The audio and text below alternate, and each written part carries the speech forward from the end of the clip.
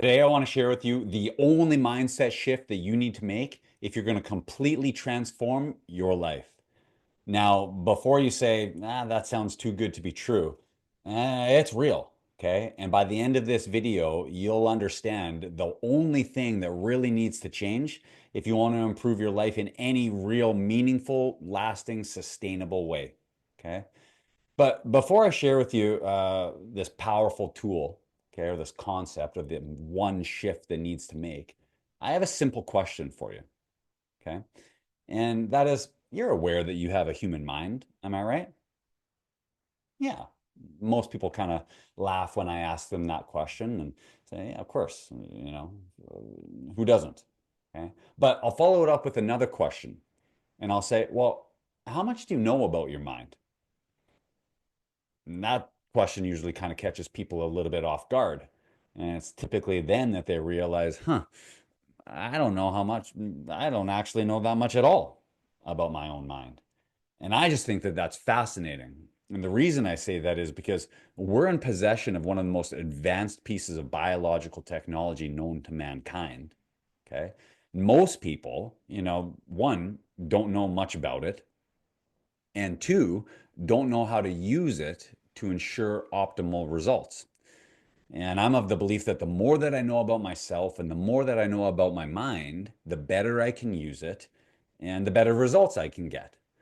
And the reason is because this thing is responsible for all of our decision making, isn't it? Yeah. It's also responsible for helping us to create our entire life. And like I said, most people don't know much about it and aren't using it to the best of their abilities. Okay. So today I want to share with you an interesting little tool called the Stickman to help illustrate and educate you on the mind. I'm going to pull up a little whiteboard here. So bear with me for a moment. Okay, beautiful. So this diagram was originally invented by a man named Dr. Thurman Fleet back in the 1930s, and it's been used by, mindset coaches, psychologists, and gurus, philosophers for decades now. Okay. Now, this mind is meant to, or sorry, this image is meant to represent the human mind. Okay. And you might be familiar with a couple of these terms, but I'm going to walk you through this together. And I'll show you the one thing that needs to change if you're really going to make lasting, sustainable change in your life. Okay. Now, psychology tells us that the human mind consists of two parts, right? You're probably familiar with these terms, but we have our conscious mind, okay? Which is oftentimes referred to as our logical mind or our reasoning mind or our educated mind. This is the part of the mind that we read books for and we kind of watch YouTube videos for, and we fill with all kinds of facts and figures and data and information, okay? But we also have our subconscious mind. And our subconscious mind is oftentimes referred to as our emotional mind, or it's our feeling mind, okay? Now, just a real kind of basic psychological premise here. Our thoughts have a tendency to control our emotions. And that's why, when you have a happy thought, you typically have a corresponding happy emotion, right? Right. Okay. Well, our emotions go on to influence the actions that we take, okay? Or in some cases don't take, right? Depending. And then depending upon the actions that we're either taking or not taking, it's going to produce a specific result in our life. Can you see that? Okay. So it stands to reason that if you want a different result in your life, you really only need to do one thing. Okay. And that's you go back to the source. And when you change your thoughts, it has this domino effect. Okay. That inspires a new emotional inspired state. Okay. And based on that new emotional state, inspires new and different actions. And based on those new and different actions, it produces a different result. It's like the law of cause and effect, right? And there's this old adage that when you change your thoughts, you change your life. Well, it's true, and this is why it's true, okay? And this applies to our fitness, our finances, our relationships, our career, same principle, just slightly different application. Okay, but it works for every major area of your life. Now, the challenge is, and this is where it gets interesting, okay? The average person has about 60,000 thoughts per day. And most psychologists would agree it's somewhere in that mark. Okay. Now I talk to a lot of people who, say that they're overthinking and their mind just never turns off and it's go, go, go, go, go. And, they'll say, well, I have way more thoughts than that. But on average, it's about 60,000 thoughts per day, which sounds like a lot. Okay. Until you realize that of those 60,000 thoughts, about 95% of them are typically repetitive, meaning that most of the thoughts that you have today are also the very same thoughts that you had yesterday and the day before that and the day before that and the day before that. And you see, we've got a habit of thinking or a pattern of thought where we have this tendency to just recycle and repeat the same thought patterns over and over and over again. Now, let's pause there for a moment because if you think for even a second that your life has anything to do with the thoughts that you think, well, your future is probably not going to look a whole lot different than today unless you start thinking different thoughts. Am I right? Now, here's the thing. Of those 60,000 thoughts in a day, about 80% of them are also typically negative. People usually nod their head in agreement when they hear that statistic. And, it's true. And most people, it might vary a little bit depending on the person, but most people, suffer from what's known as a negativity bias, where we have this tendency to either, focus on and fixate on what's not working, all of our challenges and problems in life. And we either downplay or completely disregard all of the things that are working well or all of the positives and things that we could appreciate. Okay. It's kind of human nature. We have this default setting. And part of what I do as a coach is help people begin to reprogram their subconscious mind and take that negative default setting and turn it to more positive. Okay. And there's a real systematic way to go about doing that. Now, of those 60,000 thoughts that we typically have throughout the day, 95% of them are usually unconscious, meaning most people aren't even really thinking about what they're thinking. They're just kind of going about their day and doing their thing, largely on autopilot. Okay. And there's a term in psychology we use called metacognition. And metacognition is just simply the term that we use to describe the process of becoming more aware of some of those unconscious thought patterns, okay, specifically the negative ones, and learning how to cut them off at the source and replace them with more positive and empowering thought patterns, okay? Now, sometimes people will say things like, well, knowledge is power, okay? And I used to believe that for a long time, but I've come to learn that knowledge is only potential power. And the truth is that knowledge is only powerful when it's applied. And really, if you think about it, there's usually a very big difference between what people know and what people do. And the reason is really simple. It might surprise you, but this is true. Okay. That our conscious, logical mind is really only responsible for a very small percentage of what we do, roughly like 3 to 5%. It's wild. Okay. But it's true. You can look this up. And that tells me that our subconscious mind is actually responsible for a vast majority of what we do, roughly 95 to 98%. And the truth is that, we're not as logical as we'd like to think that we are. We're not logical beings, we're biological creatures.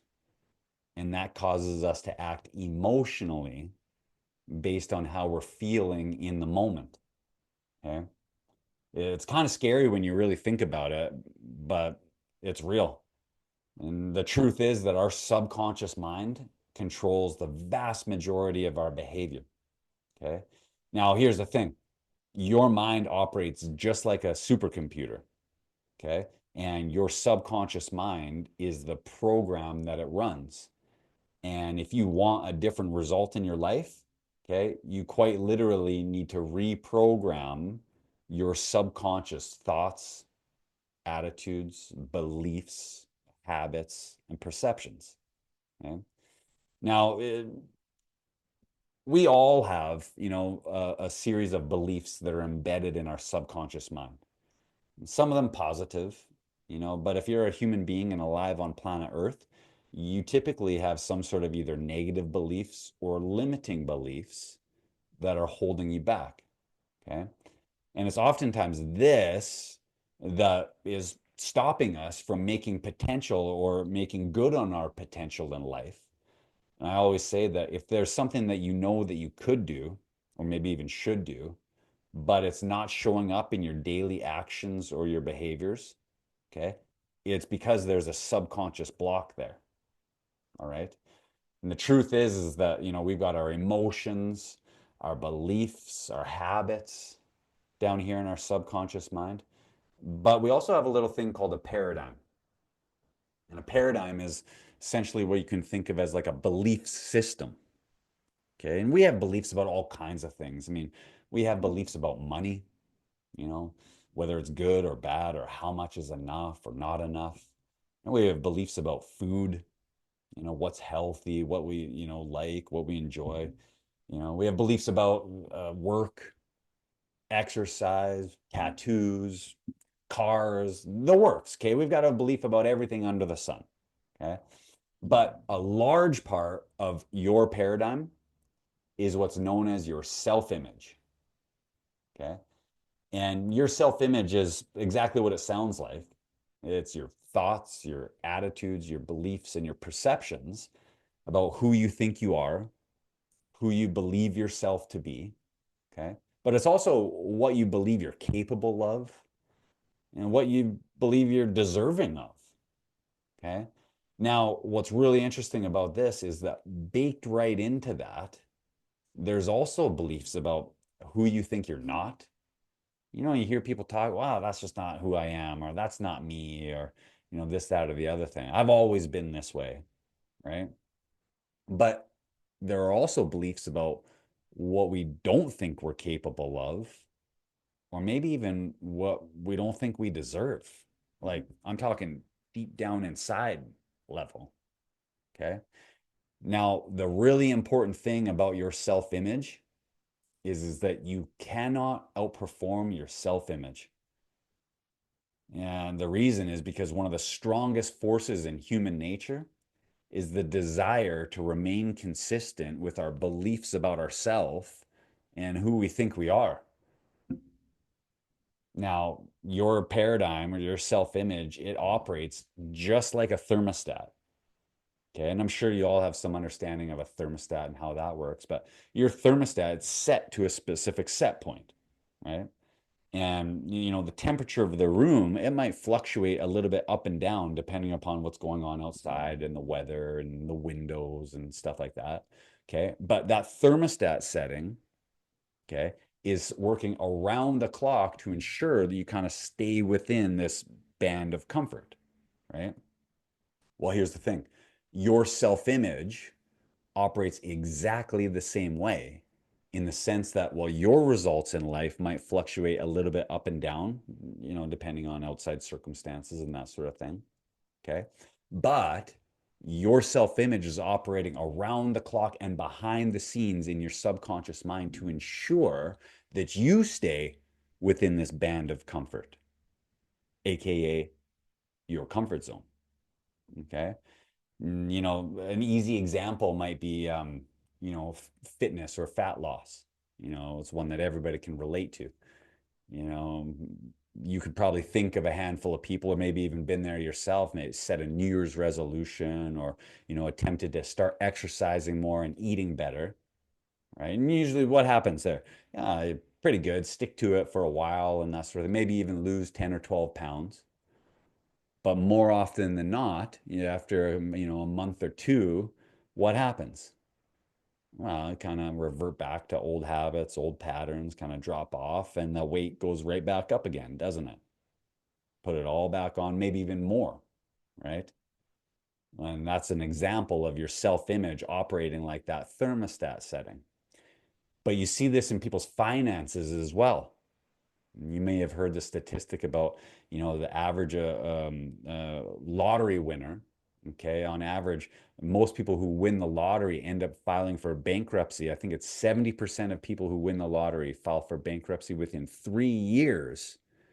Now, there's probably a number of factors at play there, but a large part of that is that their outside results no longer reflect their internal beliefs about who they are or what they're deserving of. And so they unconsciously find a way to blow it, spend it all, and they self sabotage and revert back to old patterns, old habits, and ensure that they continue to produce the same old results.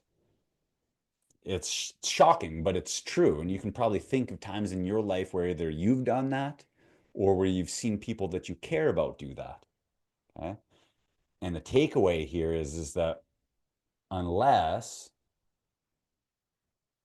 a person changes this, okay, and creates what's known as a paradigm shift or a change in their self image, they will always unconsciously find a way to self sabotage and undo all of their effort and revert back to old habits, old patterns, and continue to produce the same old results over and over and over and over again. It's sad, but it's true. Okay. And I've seen this happen so many times. It's painful. Okay. And I imagine you could probably relate. Okay. But that being said, okay, luckily for us, we have a little thing called neuroplasticity. Okay? Neuroplasticity is quite simply a term that we use to describe the fact that we can change, we can remold, we can refire and rewire the way that our brain operates, okay, the way that our mind operates, okay, and reprogram our subconscious mind so that we can continue or begin to start to produce better results in our life. Okay? We can create a paradigm shift. Okay? We can reinvent a new self image. And let me tell you, there are only two very specific but very powerful ways that you can go about doing this. Okay? And I'll share those with you here today. Now, the first way to create a paradigm shift is through what's known as a strong emotional impact. Okay.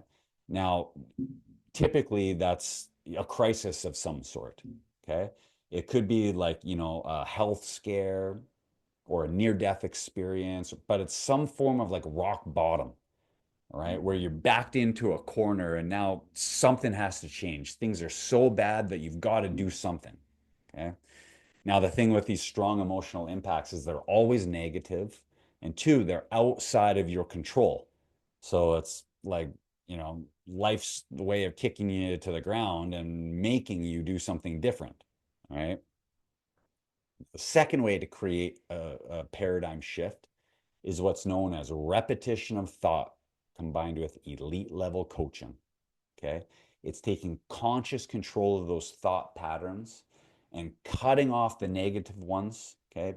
Identifying them when they crop up, replacing them with more positive and empowering thought patterns, and quite literally reprogramming your subconscious mind. And there's a number of different ways to go about doing that, but it has to do with the immersion. Okay. This isn't about reading another book or watching another YouTube video. This is about immersing yourself in the energy, in the environment, and in the information that helps you to reprogram your subconscious mind. Now, it's a process and it takes time, but I've seen this work so many times. It's amazing. Okay.